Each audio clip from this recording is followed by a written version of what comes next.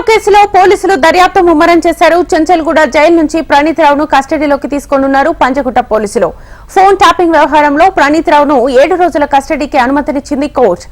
ఉస్మానియాలో వైద్య పరీక్షలు చేసి పంజగుట్ట పిఎస్ కు తరలించనున్నారు.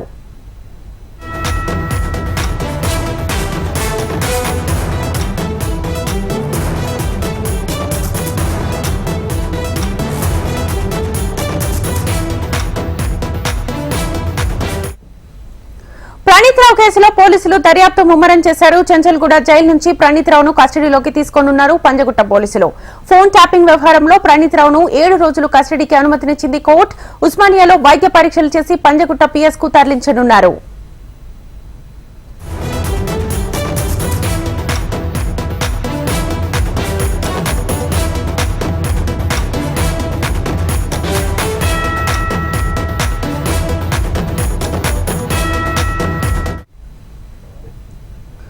ప్రణీత్ రావు కేసులో పోలీసులు దర్యాప్తు ముమ్మరం చేశారు. చెంచల్గూడ జైలు నుంచి ప్రణీత్ రావును కస్టడీలోకి తీసుకోనున్నారు పంజగుట్ట పోలీసులు.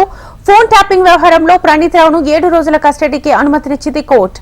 ఉస్మానియాలో వైద్య పరీక్షలు చేసి పంజగుట్ట పిఎస్ కు తరలించనున్నారు. ఇదే అంశానికి సంబంధించి ఫుల్ డీటెయిల్స్ మా Hyderabad bureau Ramana phone line ద్వారా అందిస్తారు.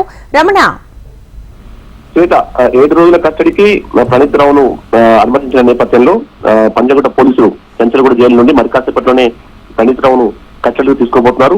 ప్రధానంగా ఇప్పటికే చాలా వరకు విషయాలు పోలీసులు రాబట్టగలిగారు. అంటే ముఖ్యంగా ఏదైతే డేటా ధ్వంసం కావచ్చు, ఫోన్ ట్యాపింగ్ వ్యవహారం, చాలా మంది కీలకమైన వ్యక్తులవి ప్రతిపక్షాలకు సంబంధించిన ఫోన్లను ట్యాప్ చేసినట్టు, ఆ తర్వాత నిబంధనలకు విరుద్ధంగా తన వ్యక్తిగత పెన్ డ్రైవ్ లో కూడా అవన్నీ నిక్షిప్తం చేసుకున్నట్టు కూడా ఆల్రెడీ పోలీసులు విషయంలో వెల్లడైంది. అయితే ఇంకా పూర్తి స్థాయిలో వివరాలు రాబట్టాలి కాబట్టి ఈ కస్టడీ 7 రోజుల కస్టడీకి పోలీసులు అనుమతి కోరారు. కోర్టు కూడా దానికి అంగీకరించింది.